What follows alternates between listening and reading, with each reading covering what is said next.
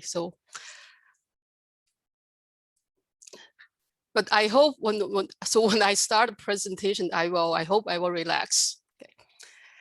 So again, this is the title of my presentation is adapting and creating means affordable and OER materials to improve learning for all students. Okay, so if you have you want to communicate with me after the presentation, my email is here. So it's over here. So the outline of my talk. So first, I will briefly just describe what I did in adapting and creating these OER materials. And again, in my college physics courses. And then I will describe the impact of these measures on student affordability and accessibility. Then actually the majority of this presentation actually is to implement the learning-centered techniques in the courseware I create. And I will use maybe 2 interactive examples to showcase how I implement these learning-centered techniques. And finally, I'm going to summarize on implementing learning-centered techniques. So, okay, so what I did, so in the adapting part, okay, so first, actually, my courses, so I teach college Physics 1 and College Physics 2 in University of Missouri since 2005. So it has been 16 years. So these are large enrollment courses. So each fall and the spring in each of these 2 courses, the enrollment could be like between 300 and 422. So overall, in the year, the 2 courses together, and the total enrollment is around about 1,200. So these are large enrollment courses. So in the adapting part, actually, I chose the Openstax College Physics book. It is a humongous book. It has 34 chapters and has more than 1,300 pages. Of course, this introductory courses, I cannot cover everything, right? So I actually choose select the relevant chapters and sections. And the creating part is actually, I create my own homework assignment problems and for both courses, and I actually implement them on an online platform. Actually, the online platform I chose was called Verify. So, okay, so after actually taking these measures, actually now look at the student affordability. So the e-textbook of this Openstax textbook is completely free. And so I make this paper book optional on Amazon. So on Amazon, this entire book, big volume for 2 courses, new book costs about $48. Again, this is optional for students. And again, I use this Verify online homework system, and it is included in the University of Missouri Auto Access. So actually, this might be the cheapest online homework system I can find on the market. So actually, it costs about $25 per student per semester. So basically, definitely student can really afford this reduce the cost to students significantly. And another actually advantage of doing this actually is the accessibility to students. So basically all the course materials, including homework assignments, are available to students even so once I make my Canvas course site available, all these materials are accessible to students. So there's no delay at all. Okay, so first again, the e-text of the Openstax College Physics book is included in Canvas site. Okay, not only that, actually the format is very flexible. So it comes as like separate chapters and sections. As I said, I only choose the relevant chapters and sections. I also include the content in each week's module, and also I link the textbook chapter sections directly to my lecture. So a lot of flexibility.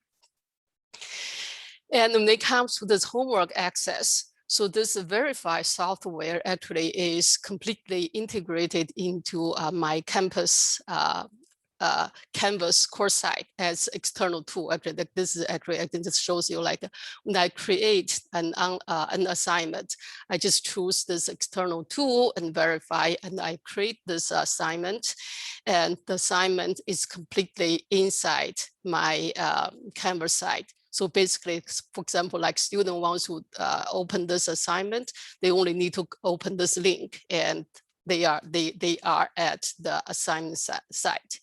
And the unique thing about Verify is actually there's no extra accounts in Verify, no login. I think probably on the market, this is the only system actually that doesn't require an extra account or extra login. Okay, and and also, and when student complete or submit an assignment, the grades are instantly synced to Canvas. And also, again, I include this Verify access to my campus auto access. So the auto access thing is, again, student, they have access from day one. And also the actual student are not charged as long as if they drop the course before the official drop that deadline. So on our campus, actually the period is like 5 weeks. So basically students have 5 weeks of free trial. Okay, so basically so if they decide to drop the course, there's no risk at all, no cost to them. And another good thing is, again, because Verify doesn't need any login, so anybody who's in my Canvas site can access these assignments. This is good for the TAs and tutors because, as I said, I teach large enrollment courses, and I have a lot of TAs, and all the TAs can have free access to the homework assignments so that they can help students better. So, okay, so basically this is like what I did about the adapting and creating OER materials. So basically the majority of my presentation will be focused on the learning centered teaching. Okay, so here actually I'm going to quote this book. It's called Making Learning Centered Teaching Work by Phyllis Bloomberg, 2019. So in this learning centered teaching pedagogy, so basic instructor actually is just a facilitator of student learning. And so the instructor actually uses challenging, reasonable, and measurable learning outcomes and set clear student expectations. So after this stage, and then the instructor basically just promotes and supports student achievement and success. So when it comes to promoting and supporting, actually, so the support and can come in 2 categories, right? So the instructor can boost student motivation and positive emotion, and the instructor can support and promote student learning and mastery of content. Of course, these two categories are closely integrated. So here, so what I'm going to do is actually first I'm going to just show like how I clarify the expectations setting up the learning outcomes from students. Okay. So here, actually, again, I teach college physics course, right? So in my courses, the first learning goal and the learning outcome is actually to build strong understanding of the fundamental concepts of physics. But then actually, when it comes to students, if you ask students, what does understanding mean? I think many times, quite frequently, they will say, oh, if I memorize the laws, the statements, and that is understanding. Okay, and then what I do is actually I will tell them, okay, so this is not so my expectation is more than that. I usually tell them, hey, memorization of the concept and laws is not enough. So what I need, so what I expect in terms of understanding is actually, so student, you'll be able to identify the physics concept and the laws relevant in given situations, and you apply them to conceptually and qualitatively analyze the situation. This is what I mean by understanding. And then the second learning outcome or goal is actually, of course, problem solving. So develop robust reasoning and problem solving skills. And now when it comes to students' expectation of problem solving, usually they think, okay, so I pick an equation, I plug in the numbers into my calculators, I puncture my calculators, and then I get the answer, and that I solve the problem. Right? And then I will tell, I clarify that, okay, so this is not what I mean by real problem solving. So what I expect you in my courses. So overall, I say you'll be able to identify and apply the physics concept and laws to solve quantitative problems, right? But problem solving can have different levels. So first, you will be able to start from foundational problems. And then you proceed with the mediating problems of increase the complexity and difficulty. And then finally, you will be able to solve comprehensive problems that connect multiple concepts. And in some problem, you must solve in multiple ways. So this is what I mean by the level of problem solving in my courses. Okay, so now after setting up learning outcomes and clear expectations, now I'm going to focus on actually promoting student achievement. So here, actually, I'm going to focus on promoting student learning and the mastery of content. Okay, so again, so the instructors, again, this when it comes to learning-centered teaching techniques, of course, we can implement the techniques in all aspects of our course, in lectures, in tutoring, and in labs, or in homework, in many aspects, right? But again, so but remember, like no matter what we do, students must carry out the learning. And again, in college, a significant amount of learning actually occurs actually outside the class in their homework assignment. So now here I'm going to focus on, so what instructors can do to facilitate student learning in the homework assignment. So first, again, let me present the challenges we face, or the challenges that I face in my large enrollment college physics course. So in general, students, they have very diverse academic backgrounds. They have different preparations for college or for my courses, right? And a significant number of students are novice learners. They have no or very little prior experience in my discipline. And many students have deficiency in their problem solving and in their mathematical skills. Okay. Now, in large enrollment courses, I have to use the online homework systems. But when it comes to the online homework system, actually a very widespread practice among students actually is to search internet for answers. They make no or very little effort in solving the problems. Or some, maybe even the students actually who take the homework very seriously, they encounter difficulties in their learning, right? So now, what are the difficulties novice learners face in homework assignment? So sometimes, again, they don't know what concept or equations to use. Or sometimes they know about the relevant concept or equations, but they don't know them well enough to apply them. Or sometimes the homework problems are similar, but not exactly the same as the worked out examples in lectures or in textbook. And then students can now figure out how to adapt the problem solving method to the new problems. And again, in physics problem solving, we actually use this something called the algebraic approach. So basically, like use a symbol. This is like in math, right? You use symbols to represent the unknown quantities, and then you set up equations based on the physics laws principles, and students again, they're not used to this approach. Okay, and sometimes so student actually can set up the equations correctly, but when it comes to solving the equations, they cannot do it or they make mistakes. Okay. And also, again, you can, as I said, like in my courses, I require very high level of problem solving, and those complex problems, they involve multiple steps. And students, sometimes they don't know where to start, or they don't know how to proceed, or they are not sure whether each step is correct or not. And also, when it comes to online homework assignment, again, because this online homework assignment usually are automatically graded, right? And there are additional frustration from students. So sometimes students that they spend or they waste a lot of time on the significant figures or the roundings of the quantitative errors.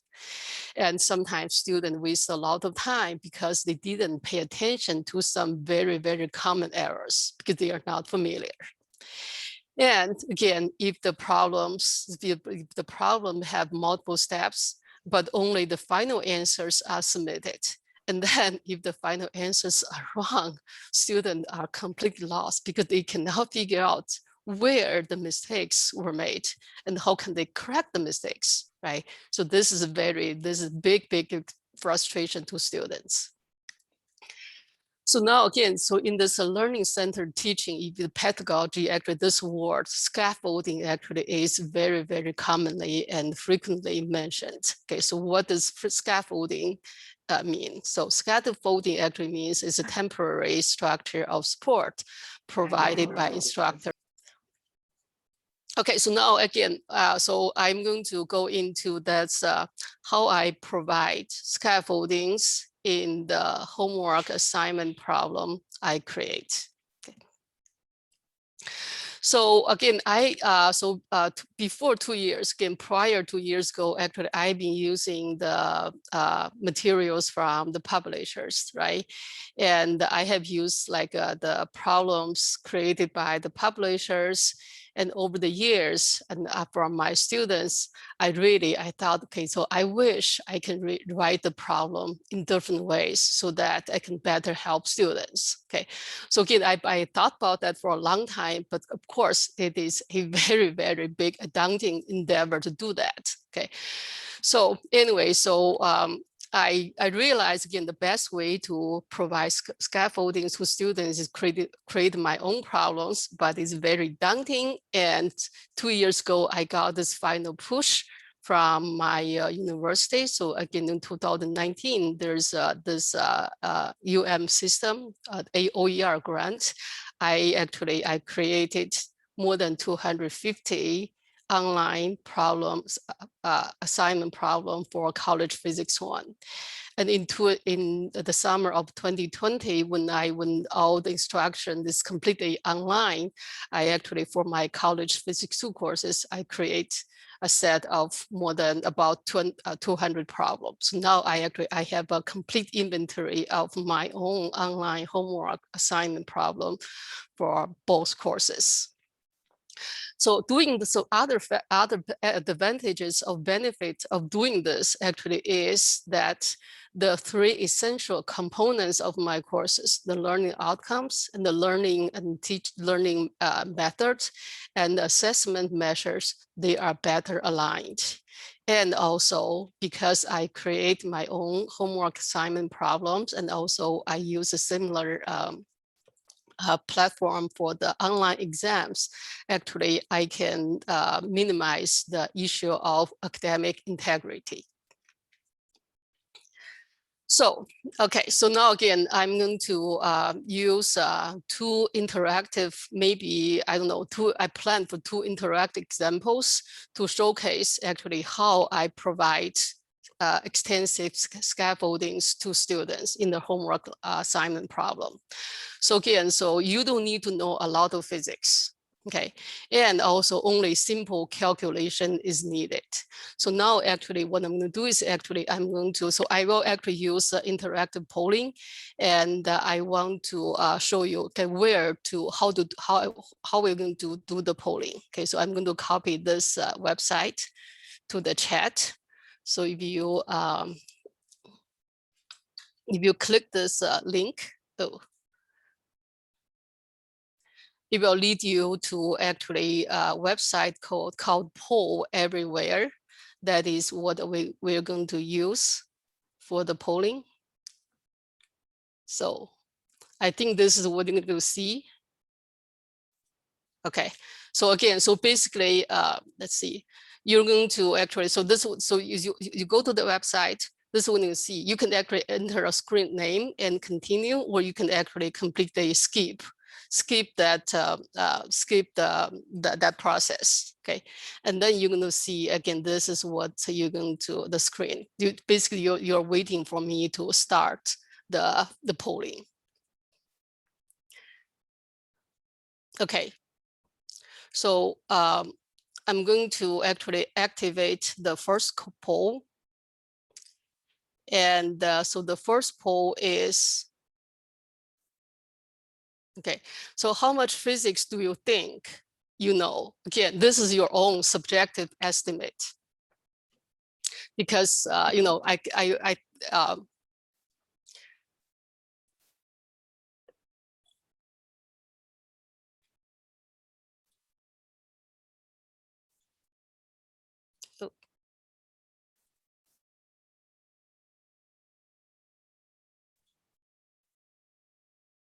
okay.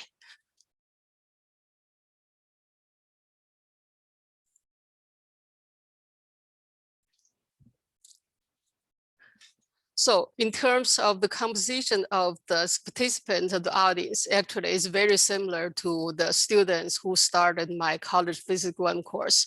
So about half of the students have no or very little knowledge in physics. Okay. Okay. So now I'm going to proceed. Okay, so this is the first poll. Okay, and now, so even if, again, as I said, even if you don't know much about physics, we all drive or travel, right? Okay, so now again, this first question is called like a travel, level 1 travel. Okay, so basically the problem's like this. So suppose a car makes a 24-mile trip at a speed of 12 miles per hour. How much time in hours does the trip take? Okay, again, think about your driving experience, right? So again, this is the second poll. Sorry, I have to switch between these two screens.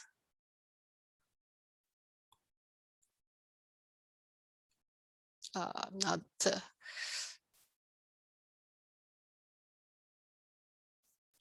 I don't want like this. Okay, so again, this is the poll number 2.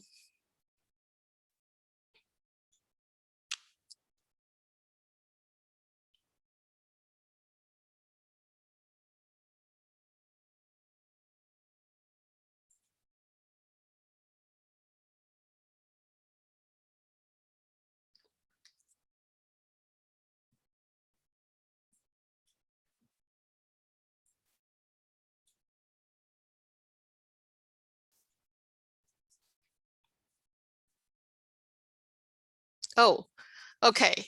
So all the participant actually answers C, 2 hours. Okay, see, even if you think you don't know much about physics, actually this is physics. Okay, so now Kurt was asked if can students see a summary of poll results. the results, I can actually put them together at the end. I didn't think about that. I don't know actually, you know, poll results from this software. I don't know. This is the first time I'm using this.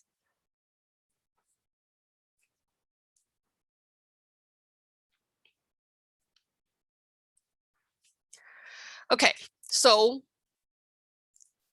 we answered the first physics question.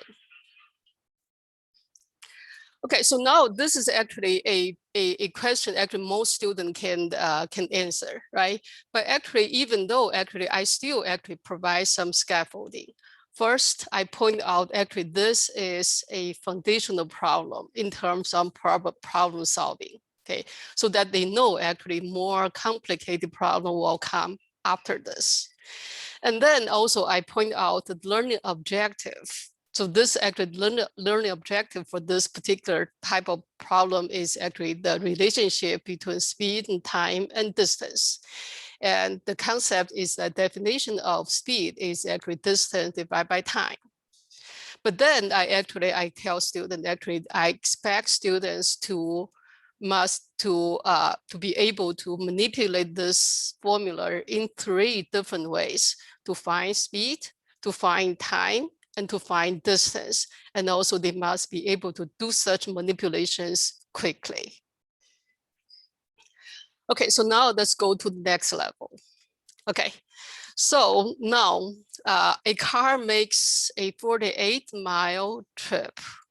It travels the first half of the total distance at 12 miles per hour and the last half of total distance at 24 miles per hour.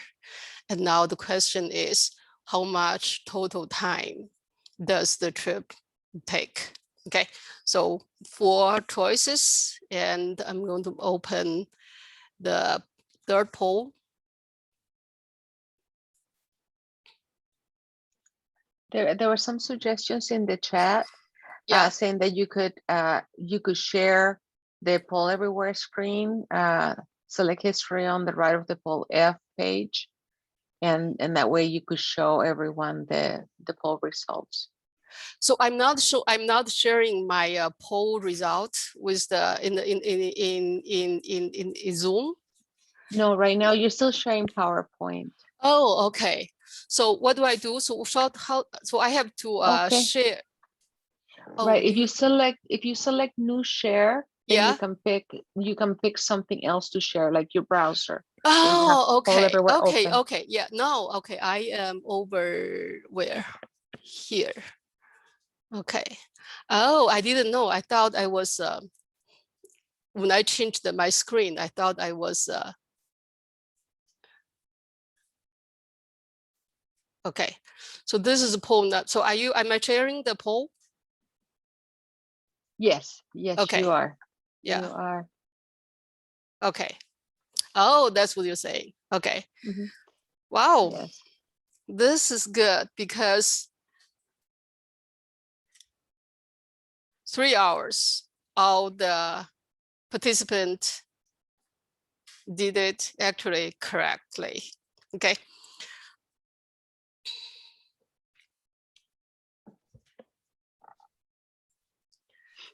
Oh, okay. Now. Okay, so we all actually solved this problem. So again, so the correct answer is 3 hours. I'm not going to go over how we did this, right? Because all of you could do it, right? Now, again, there is another question coming up right after this.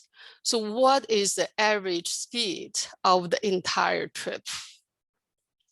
Okay, so here actually I will only give you 2 answers.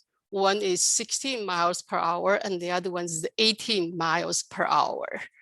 And again, so when there are only 2 answers, what I want you to do is not only you submit your own answer, and also you have to explain why you choose your answer and what's wrong with the other one. Okay, so this is poll number 4.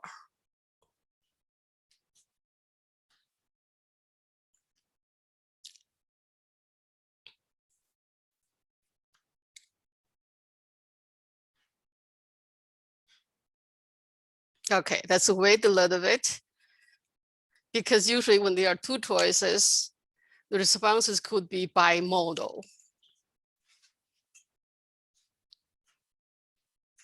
Okay. So basically 80% of the audience choose A, 16 miles per hour, but there are about like 20% choose 18 miles per hour. Okay, so now I'm going to, oh, so actually, okay, let's wait.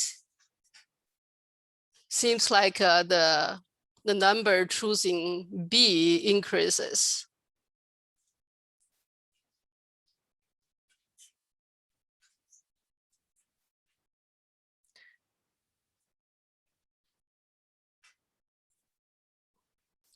Okay. So, I mean, maybe can anybody like who choose 16 tells me why you do this and what's wrong with the other one? Or and also maybe somebody who chooses 18 tell me what you did. Would you like them to put in the chat or unmute I themselves? think if somebody wants to speak, that's easier actually. Yeah. Okay. Anybody volunteer just yeah. I can Yeah. explain it. So I chose 16. Yes. In total, we had 3 hours, 2 hours at a speed of 12 and 1 hour at a speed of 24. So in total, that is 48 miles in 3 hours. So taking that formula that Okay. you had.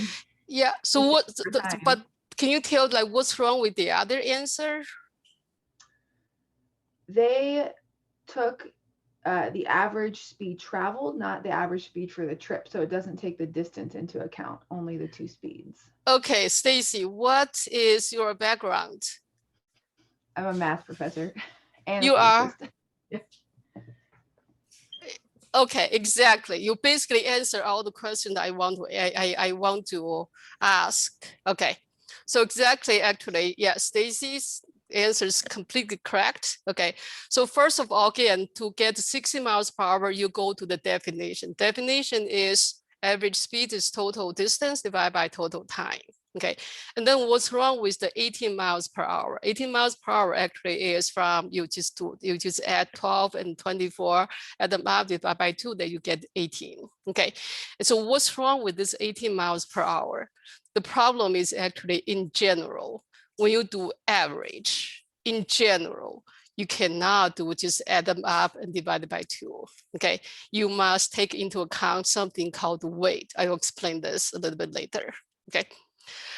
Okay, so now you see actually at this level, actually not all the students can do this part correctly, right? Anyway, okay, so now actually now I'm going to make this even more complicated. Okay, so the first case, again, this is exactly same as what we just did. Now I add another part. Okay, I give you some time to read both. And the question is whether there's a difference in these two travels. Okay, so I'm going to post this whole thing in poll. Where am I here?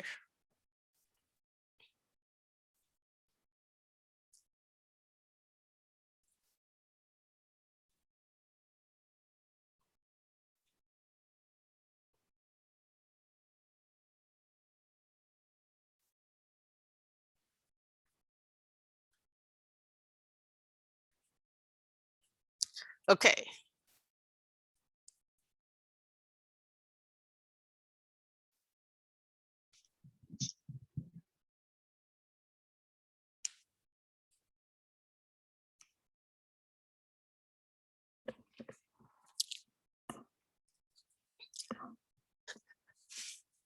Oh, so seems like when the audience, when people pay more attention, take longer time, they actually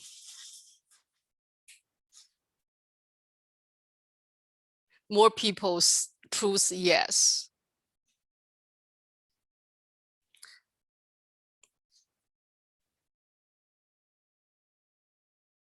Okay, so usually when I present this, when I have this, when student comes to this question, you know, students, sometimes they are not patient, right? They read the statement, the first response is like, oh, I think they're the same. And then they immediately ask me, hey, is there any mistake? Okay. And so after I heard from them, what I did is actually, I changed the problem statement to this.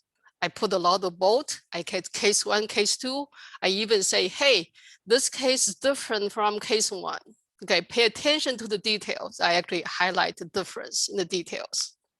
Okay, I think probably maybe I'm going to skip this poll actually. Probably at this point, actually more audience, more people will choose yes. Okay. But, okay, so even after I changed the problem statement to this, there are actually still some students, they ask me, hey, whether it's a mistake because they think the two cases are the same. Or maybe more often, maybe like some student, they said maybe they see the difference in the wording, but they don't see the real difference in the two travels. Okay, so this actually confusion is due to the understanding. Okay, so now again, so what can we do? Again, these two cases are different. Okay, so now what can we do to help the students who don't understand the real difference in the two motions? So can anybody provide some suggestion?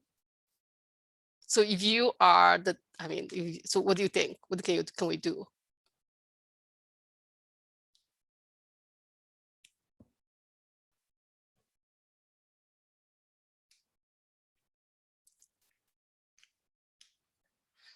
Okay, so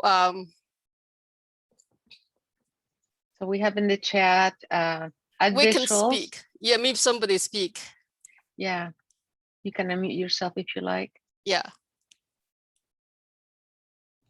I just think demonstrations help in general, like seeing it happen in front of you. Some demonstration, right? Yeah. Okay. So basically, so what I did is I actually provide more something I call hint. Okay. So if students don't need a hint, they don't have to open the hint, but they need a hint. Actually, they can actually open the hint. Okay. So I actually just asked them. So the two segments, they have equal time, but different speeds. Do they have equal distance?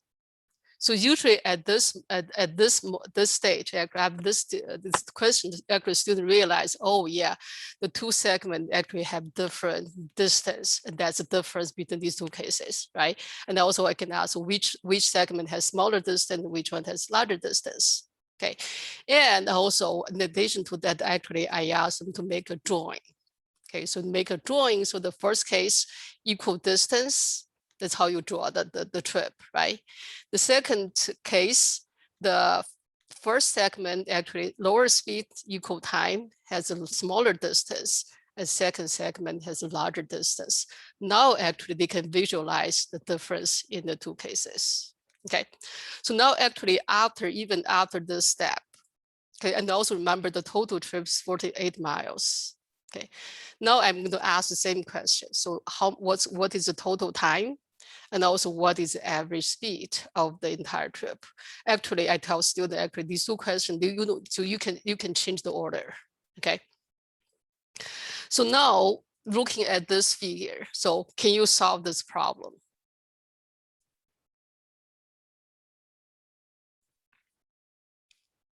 Oh, I think I did something wrong. Yeah, you stop sharing. Yeah, okay, I'll do that later. Yeah, I think I did something. Let me share. Oh, it's over here. And we have an answer in chat. Yeah.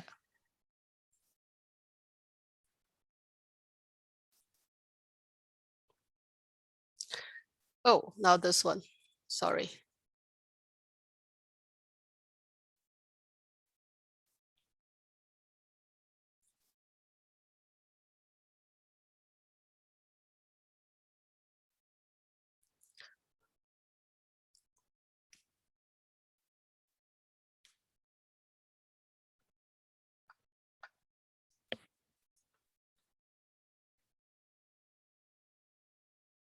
You might want to activate the poll again. Did I? Okay, There we go. activate. Okay. Mhm.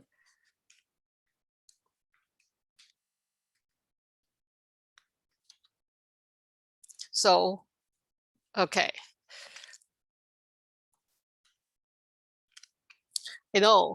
Wow, okay, 75% of the audience think they can do it. Okay, but some are not so sure. Okay. Oh, actually, so the percentage changes.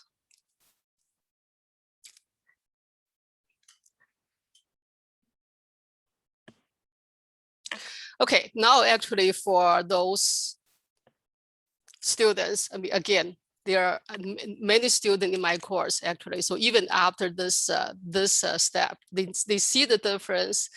They still actually have difficulty actually setting up the problem. Okay, so what I'm going to do is actually again I'm going to provide more help. Okay, so first this is what I write step-by-step hint. Okay, so first again we're going to take this algebraic approach. First again we are solving for the total time.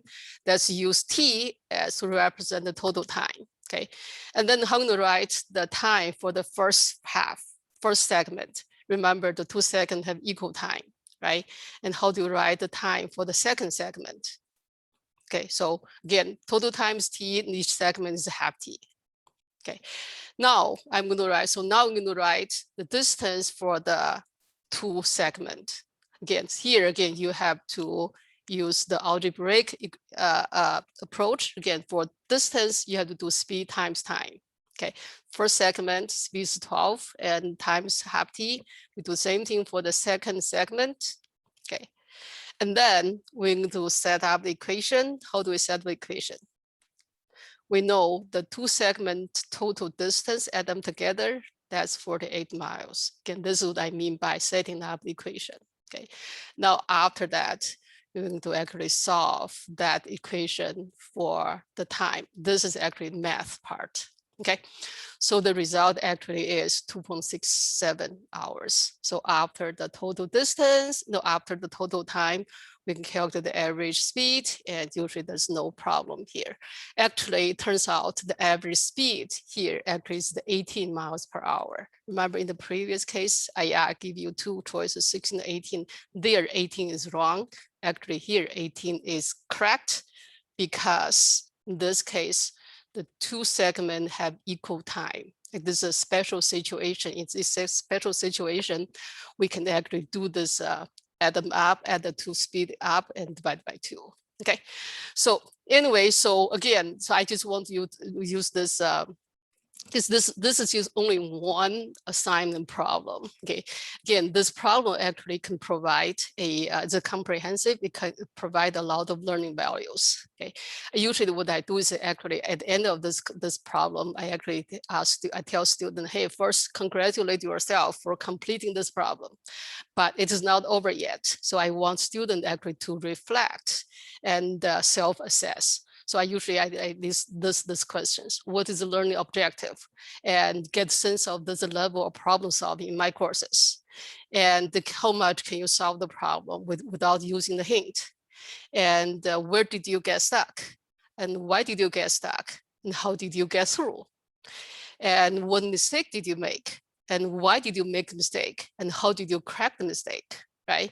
And after that, if you encounter a similar problem again, can you solve it correctly? Or can you solve it on your own and quickly? You need to prepare yourself for the exams, right? And also the last step, so can you actually expand from this problem? For example, write your own problem that are similar but different. If you can do this, you really master the concept at the highest level, okay? Okay, so I think maybe I had another example, but I don't think I want to, I have time for that. So basically, again, I actually in this, in this another example, I use figures extensively. I draw make a lot of drawings, okay? So again, this visual aid is very, very important for students, for these novice learners. So now I'm going to just, yeah, okay, I'm going to summarize So as I said, again, creating these problems, again, I have 2 courses, more than, I don't know, 450 items. Again, this process is very time consuming, but actually in the process, actually I had a lot of fun. I had a lot of fun creating the pictures, figures, and add all my thoughts in there and ask them to reflect all these things, right? Actually in the process, sometimes actually I actually draw some satisfaction, okay? And this big inventory, because they are implemented on the online platform, they are not completely free for students. Again, for as instructor, we get free instructor account on pretty much on every platform, right? But when we use these things to students, usually these companies, they charge students. I think I haven't figured out a way to get around that. Okay, but I have a collection of all my problem in PDF format, and the PDF format is freely accessible to the system OER Commons. Okay, so I think finally I want to summarize the scaffoldings we as instructor can provide to students in homework assignments. So first, again, we can include the lecture and the textbook examples again, and we point them out, because usually students, after they watch lecture or they attend lecture, they don't review. They think they can solve the problem because they watch the problem solving, right? But actually there is a big gap between students watching problem solving and doing the problem solving. Actually, I want students to use this workout example as to build their foundation, okay, and also the review process. And in each problem, I explicitly connect the problem to the learning objective, and also I point out the level of problem solving. And again, I include a lot of diagrams and illustrations. Again, as I said, like this visual aid is almost indispensable to many students. And I also include conceptual questions. So basically, these homework assignments, they are a combination of conceptual understandings and actually problem solving. Okay. And also I provide tutorials. So again, so for complicated problem, I write the tutorials. I break into steps and to help students set up the problem and proceed. Okay. And again, I break the problem into sequential steps. So if student after each step, student get the feedback whether they're doing right or wrong. So if they make if one step is wrong, they know where to go. They can track the mistake and correct them, and they proceed. And also again, I arrange the problem in a sequence of gradually increasing complexity. Start with foundational and proceeding to the mediating problem, and then finally arriving at the comprehensive problems. And also again, I make the concept, the problem solving procedures retrieved and practice multiple times, or in similar or in varying situations. What I mean is actually after each lecture, actually I post some relatively simple problem for students to do immediately after each lecture.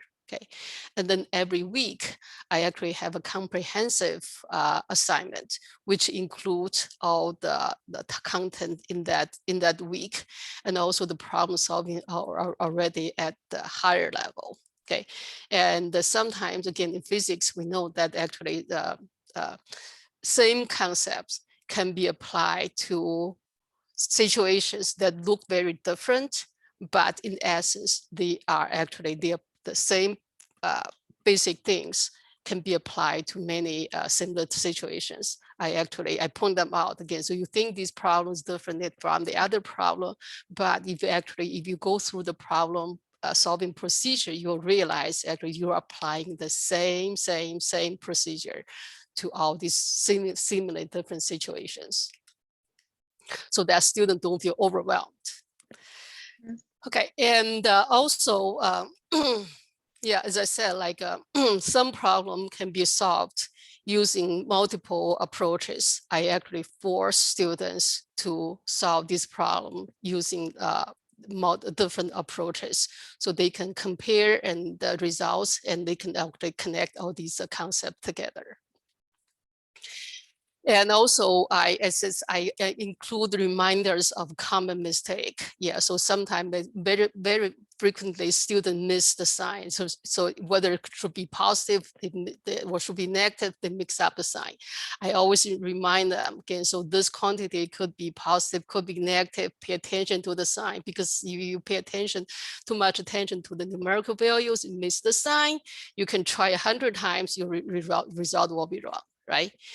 And also I can, since I actually write this problem, I can actually set up this rounding the tolerance, right? So I make this rounding tolerance to be lenient, but still screen out the mistakes. And also, again, so after each problem, I have this insight part for students to make sense of the result and for them to reflect on their learning process and self-assess their mastery of the content. Okay, this is what I just said.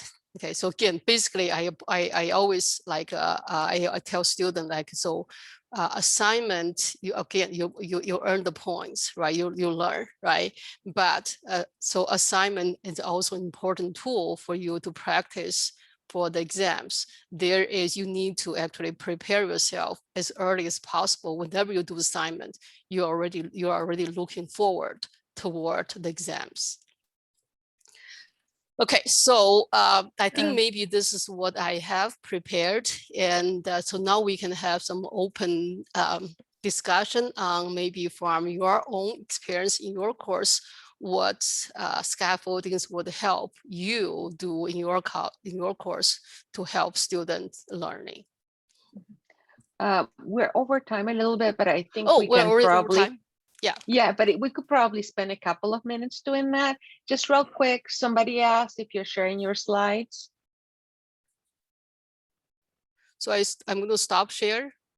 Oh. No, someone asked if you will be sharing your slides. Oh, with yes, everyone. I think, yeah. So I think maybe, yeah. So if you're, yeah, I think maybe this conference organizer, maybe. Anyway, so I will actually, again, have this whole thing and packaged, and I'm going to send this to the conference. I think maybe they might make these out PowerPoints available, or you have my email address. Okay. So yeah, if you, okay, so go back to my email address here. And if you email me, I am going to send this my slides to you.